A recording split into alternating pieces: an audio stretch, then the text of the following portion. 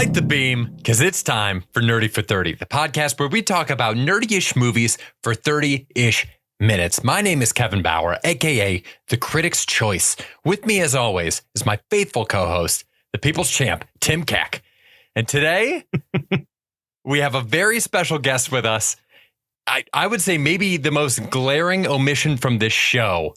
He didn't make his first appearance on here until the Equalizer 3 podcast that I was not a part of, despite the fact that he is such a large part of Tim and I's lives. You know him. You love him. It's Colby Smith. Hey, fellas. Great to be here.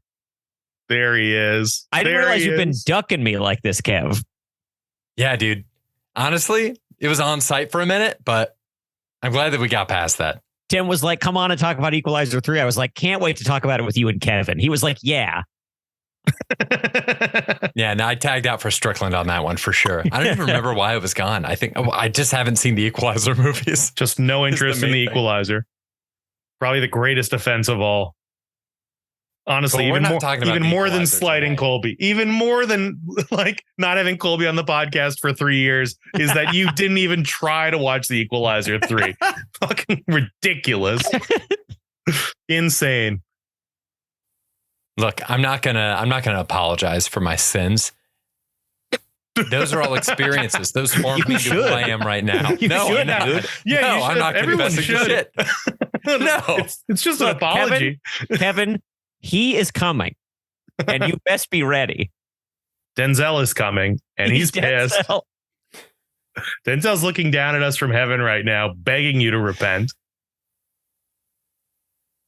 I'm not going to repent, but you know what I will do? Talk about Godzilla -1, the newest Japanese Godzilla movie, because it does make a difference. Because I would argue they are the only people making great Godzilla movies. Oh, yeah. You guys obviously didn't watch Godzilla vs. Kong, the very first movie we did on Nerdy for 30. An exciting banger. You got to compare and contrast them a little bit. And I will say Godzilla -1 might be, emphasis on the might be like too good of a movie for this podcast. That's where I put it. I forgot that Godzilla was even a part of this. I'm watching this beautiful, deep story of like a soldier, a coward who's run out on his people and now is being shunned by his community and is slowly coming to grips with himself and finishing the war that he ran away from. And then Godzilla shows up, blows some shit up, and then he just bounces. And then 30 minutes of hanging out with these guys. And then Godzilla shows up for 10 minutes. And it's great. And no complaints. I don't know. It was awesome. Colby, is this on par for your Godzilla fandom? Oh, yeah, absolutely. So I don't think there's ever been a Godzilla movie like this before, where the human story is as compelling as the monster fights. Because, I mean, you could make the argument. So like the original Godzilla from 1954, it's kind of like its own thing, you know, like immediately after that, which is like this. There's a lot of like, you know, post World War II, like nuclear angst in that movie. And it's the same kind of origin story where like the H-bomb has created this monster and they also kill it in a similar way. They like develop this technology that like sucks out all the oxygen out of the water and they like have him swim into this tank and like shut the door and then they suck all the oxygen out of it. And he dies that way. So there's a nice little homage in this one. Spoilers. But yeah, really, thank you for putting that after. It's like the spells in Doctor Strange. It comes after. But really, ever since then, they've just been, you know, guys in suits like beating on each other, with the exception of your favorite movie, Kevin, Shin Godzilla from 2019. Jesus fucking Christ. You know, we beat around the bush about this a little bit because I wasn't sure if for a minute, it looked like Shin Godzilla was going to be the movie you were going to be joining us for on the pod. And I was excited about that, not because I would watch Shin Godzilla again, which I don't know that I ever will, but because I am positive that it would have thrown Tim into an uncontrollable rage. Tim, I've avoided telling you what this movie is for a while because I didn't want to rob the listener of that. But I'm going to go ahead for the sake of conversation and tell you that Shin Godzilla is a movie about the inefficiency of the Japanese government. So it's just this giant, terrifying nuclear even more nuclear than normal, I guess. Looking Godzilla that is slowly evolving to become more and more of a destructive force in Japan. But we see maybe a cumulative 6 minutes of that, and the entire rest of the movie is set in conference rooms where people have very pointless political struggles to try to determine whose authority it would take to sign off on evacuating people from these different zones. I was so angry until you got to the idea of like who signs this document is so funny. It's like, well, we need to fight Godzilla. Okay, we need to evacuate people. Okay, get out of here. Tell everyone to evacuate. Wait, you don't have the authority. Wait, who has the authority? Actually, I have the authority, or we're both of the authority. Now we have to do a runoff election in the time between like Godzilla storming the beaches and crushing the people. Wait, Tim, I thought you hadn't seen the movie. No, it's great. I will say this. I will say this in Shin Godzilla's defense, because it's a movie I really like. After Godzilla being a certain way exclusively for 65 years, to have filmmakers, come along and have it mean something other than you're just looking at the spectacle of this thing, like to find new like metaphorical ground in like Godzilla's story. I remember like seeing this in the theater being like, wow, I can't believe they pulled that off. It was like coming at it from a very unexpected direction. But I mean, fans of Godzilla -1 are not going to be a fan of Shin Godzilla. They have very different objectives in mind. Colby, sure. Can you sell me on the earlier Godzilla movies? Because I never really got too into them. They felt like Power Rangers episodes where I just couldn't follow half of them. What is the appeal of Godzilla in that format? And like up until, I don't know, how far did that go? Yeah. Before you were like, this is like I don't know, a good movie. I honestly, I kind of hate the premise of Godzilla, to be honest. It's man versus nature. It's like a storm movie. You might as well watch Geoforce or whatever that Gerard Butler movie was where rocks are falling from the sky.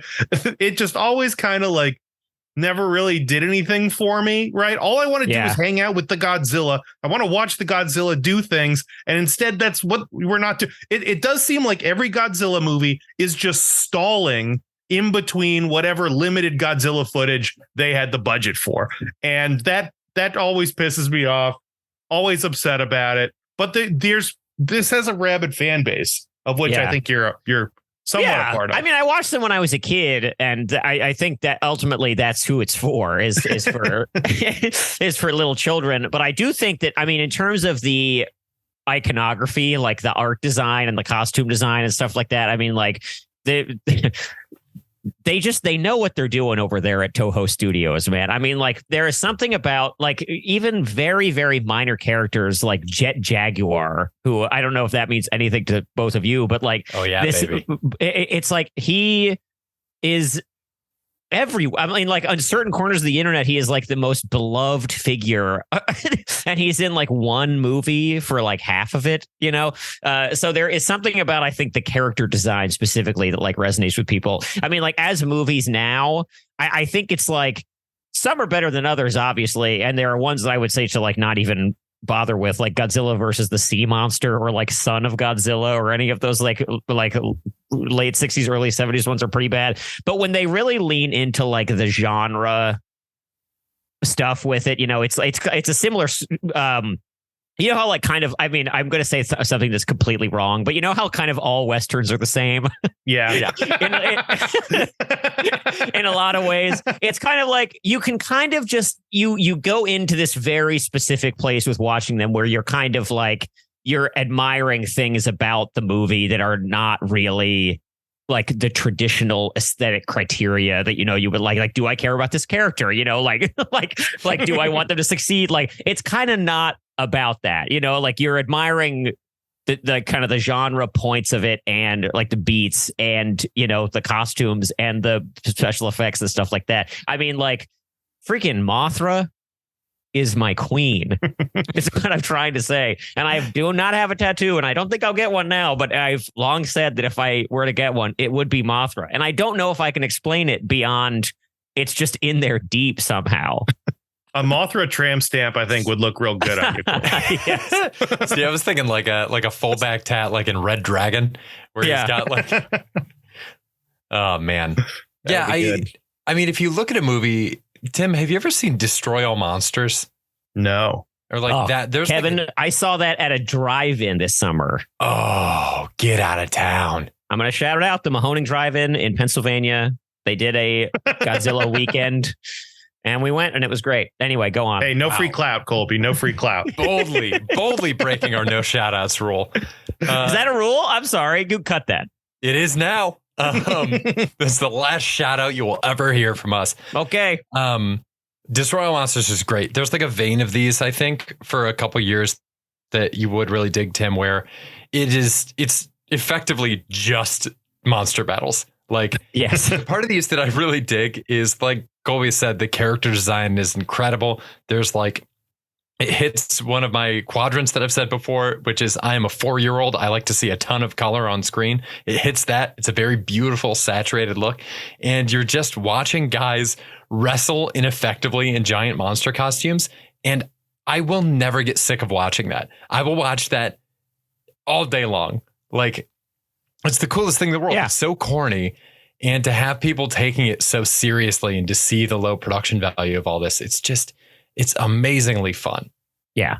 I mean, it's one of the funniest things about those early ones, especially where it's like, it like Anguirra, like the monster with just like the spikes on his back, who just looks like a stegosaurus, but with spikes instead. It's like, they play this as real so much in these movies where they're just like, oh my God, it's Anguirra. He's back. And it's like, they're very, very earnestly trying to stop Anguirra from attacking the city. You know, like, Yeah, it's really beautiful. And it's like they invented that. You know what I mean? Like there was nothing like this in movies before they did this. So they did their own thing. Yeah. So as we're talking design, what do you guys think of this Godzilla design? Oh, I love it. My previous reference is Godzilla vs. Kong, right? In that world, Godzilla, I think, is 350 feet tall. And then in this one, they scale him down to like 100, 120, like in the 100 to 150 range, right? And then he has thunder thighs that tell no lies, and this blue spike thing on his back that pops up that screams to me, we made this a toy.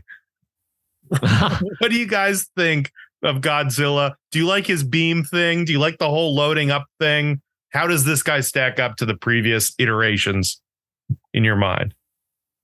I mean, for me, it's always going to be about the 90s Godzilla. Those are the ones that meant the most to me. And it also, I think, is like the scariest looking Godzilla. But that's like what I think of in my mind, just like from the 90s Toho movies. This, I think, is closest to that I've seen since then. And therefore, I like it. The nuclear breath, I mean, the stuff with his spikes kind of like shooting out of his back and then like retracting to kind of like detonate it was a little weird. But I thought it was cool. And in Shin Godzilla, he can shoot the beam out of those spikes, which is sick. Whoa. Yeah, to go on the beam specifically, the beam is something that I have struggled with in the other Godzilla movies because it feels a little bit like too much of a hat on a hat for me. And in the Godzilla versus Kong verse, the Monarch or Monster verse or whatever they're calling it, I have not usually loved the way they do the beam, with the exception of the first one from 2014, where he pulls that thing's jaws open and fires the beam straight down into it, which is the sickest Godzilla kill I have ever seen. No question. Yeah. In this one, I really liked that the spikes popped out because it gave it a little bit more physicality, and it made it feel like there was something more that was required. Like his body was responding to what was happening. in a way where when you see a movie like Venom and he's stretching his tendrils, there's just mass being created out of nowhere. Mm-hmm. Whereas this, it's like we're actually seeing a physical response. Yeah. The fact that the spikes on his tail have to then physically come back in to kind of yeah. I dig it. I think it's, I want that toy. It helps answer this like long-standing question among like, you know, viewers of Godzilla movies up to a certain year, which is just kind of like, why isn't he just constantly using the fire breaths in these fights with other monsters? Yeah. Like, it seems to really hurt them. Why is he not using that like right away? And in this, I feel like the implied answer is, well, it takes a lot for him to like get there. And also it hurts him. Like there's that one shot of like his mouth is kind of like burning and it's like regenerating a little bit like after he fires the first one. And I was like, that's a cool detail. I like that. Yeah, I do like that because I rewatched. I fast forwarded mostly through Godzilla vs. Kong, and Godzilla spams the beam constantly, and it's the great one-sided advantage that he has over Kong. Like Kong sneaking up on him, axing him, knocking him down, and then Godzilla's like, "Fuck this, beam time," and just shoots beams for just like a solid 5 minutes of the movie, just like gunning down Kong and like slicing through buildings. And it is so crazy and powerful. One thing I do like in that movie is they fight Mechagodzilla, and Mechagodzilla goes for the move where he tries to open up Godzilla's jaws and do the beam down his throat. And that's a great fucking detail. And that is the best move that Godzilla has in his arsenal for sure. One thing I think is so funny about Godzilla, and I think plays into this like campiness, even though this movie like looks really great and everything. Godzilla can always just stand up wherever he is. Like in water? Yeah, when he's in the water, he's in the middle of the trench. They intentionally have him in the deepest part of the ocean, and Godzilla's just like straight up like belly button out of the water. It's like the Undertaker. Yeah, like what's he doing? Is he like are those legs like going a mile a minute? Is he like egg beatering under the water? Yeah, maybe. Like a water polo guy right now. How does he do it? He just whenever they feel like they want him to stand up, he does it. No problem. Yeah. Maybe it's all the buoyancy in his like thunder thighs. They're flotation devices. Just straight up flotation devices that keep his tiny little torso out of the water. That's so funny. That I don't have an answer for. He's too thick. He's not going down. But he's got too much cake. He's caked up. He's caked up. The sequence where Godzilla is first discovered and he is like chasing after that boat that they're on, that like little dingy boat, and he's just like his face is kind of like cutting through the water a little bit. I thought that was awesome. And also in the first, you know, the kind of opening sequence where, you know, he's kind of dinosaur level before the bomb, you know, mutates him and he attacks those guys on the beach. I thought it was very cool that they went back. This is not something they've done in a long time, and it might seem surprising, but it's true. We haven't seen Godzilla eat someone in a while. And in this one, he is chomping on guys, throwing them around the beach, you know, and I was like, this rocks. This I'm into. He's like a bad date, though. He doesn't swallow. He just gets those things in his mouth and spits them out. Yeah. It was a little bit of a tease. That he's like constant. I was like, just eat one of them. Just even eat them. What are you doing? Oh yeah, I'm gonna gnaw on him and then I'll toss him. Yeah, never seen anything do that. He'd be like a weird date because he's just grabbing them in his mouth and throwing them to the side. He's just whipping people into the ocean. It's the same way I play the Spider-Man PlayStation games where all I am doing is knocking people off the tops of buildings. That is Godzilla's fight move in this. Godzilla just ledges people all the time. Yeah, that's all he's doing, man. He knows they can't swim. He's got a unique battle style.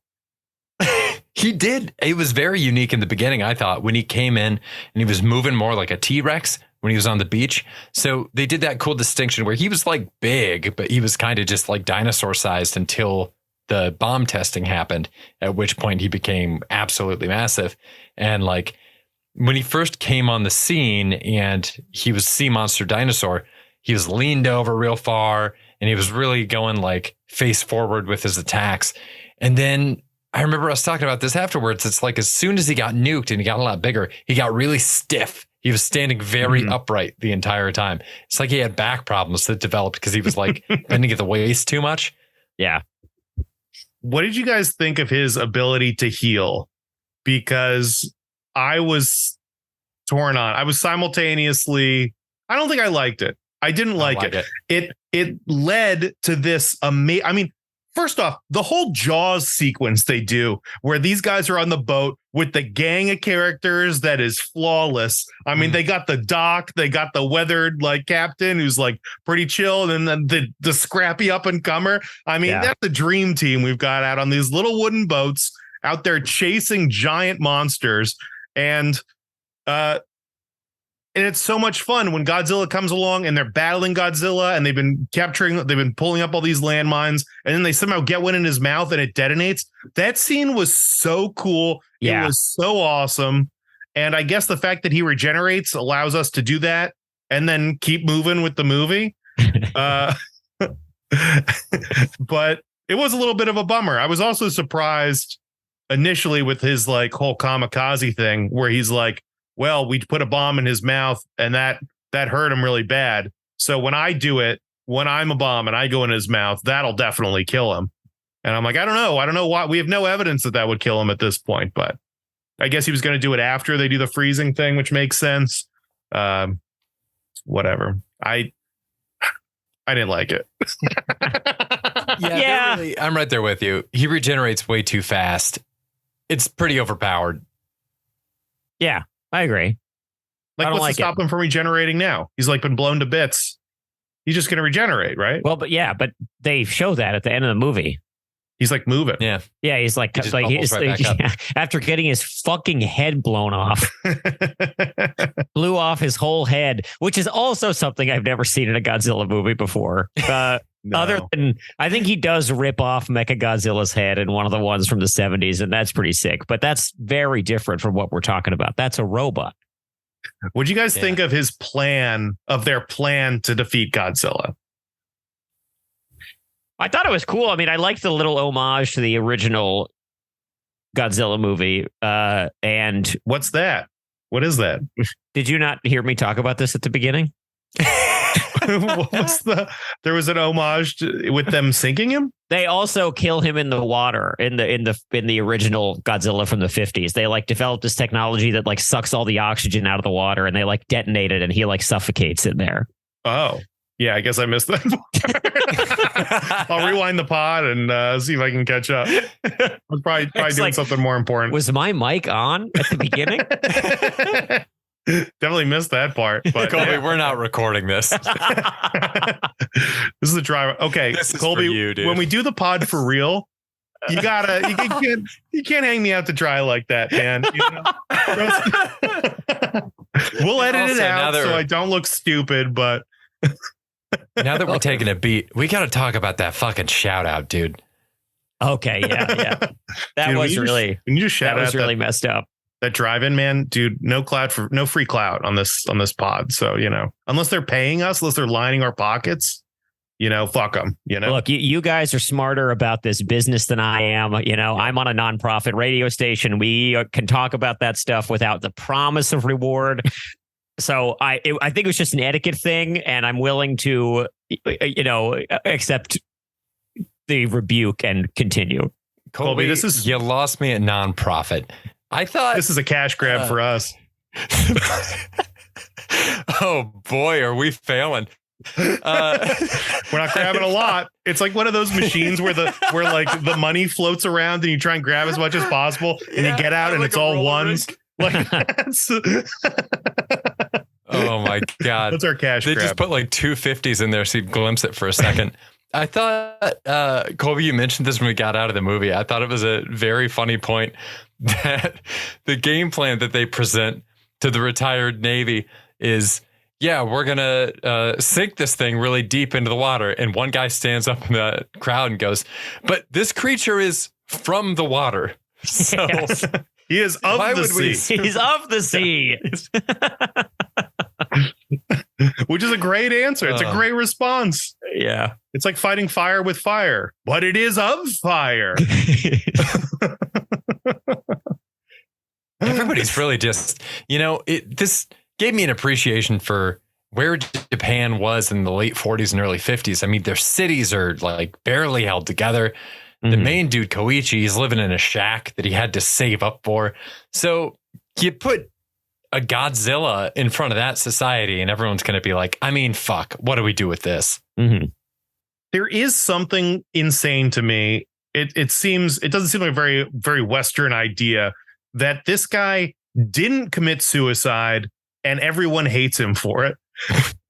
Like it's just like the least American thing ever. You were supposed to die at war, and the fact that you're here now pisses us off.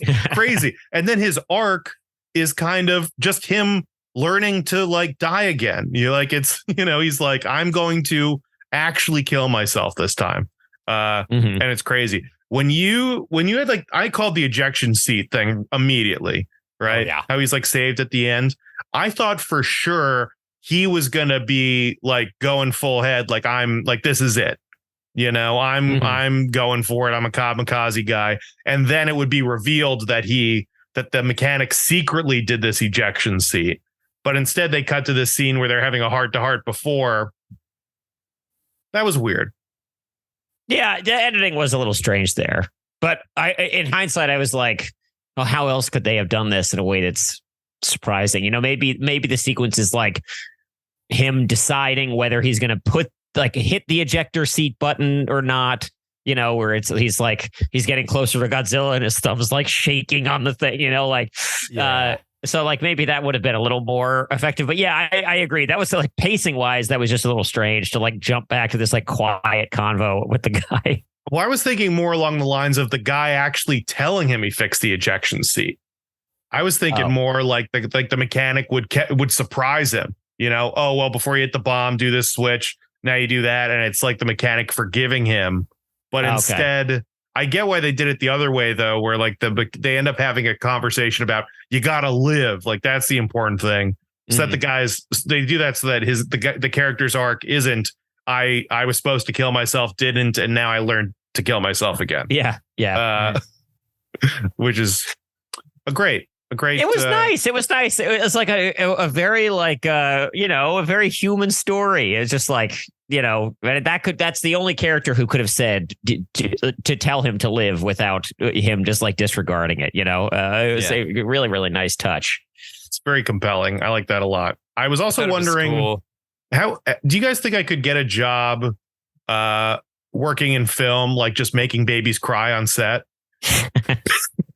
Because there's so many shots of this kid crying. I was like, what are they doing to make her cry? Or could I just go to the set and be like, you stupid baby, you're so dumb, you dumb little, you're gonna cry, right? Oh, what? Cry, baby. What? You're like an enforcer in hockey.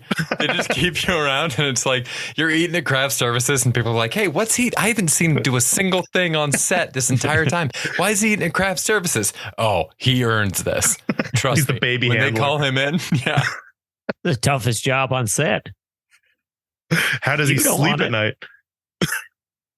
Like a baby. This guy doesn't feel a thing. I don't know how they got that baby to do anything. So cute, so adorable, but boy, a lot of her crying, a lot of her asking questions. I don't know how they pulled it off. But I'd like to know so I can make money doing it.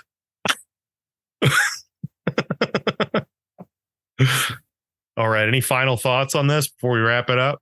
Final thoughts. Incredible balance of human story and cool monster stuff. And I thought pretty much every scene with Godzilla worked in a spectacular way. Yeah, totally agree. Yes. Phenomenal movie. Shaky CGI. I wish they would give the team that made this movie the money that they're giving to the MonsterVerse team, because goddamn, this is a really good movie, and this is the version of the Godzilla franchise that needs that huge budget. Yeah. Godzilla looked amazing in this. The story was great. I can't believe I'm honestly shocked at how good this movie was. I know. It's like legit so good. They could have taken Godzilla out. Did you see it? Let us know what you think. Send us an email, nerdy430@gmail.com. We'll reply. We'll be back again next week with something else. I can't remember what it is right now. Colby, running out of time. Do you have anything you want to plug? Clear the Dance Floor, Sundays at 4 on Radio Free Brooklyn. Yeah. Hell yeah. Also on Spotify for those out of New York City. And thanks so much for listening, everybody. Colby, thank you so much for being here. Thanks for having me, guys. This was a blast. You're the best. Yeah. Come back soon.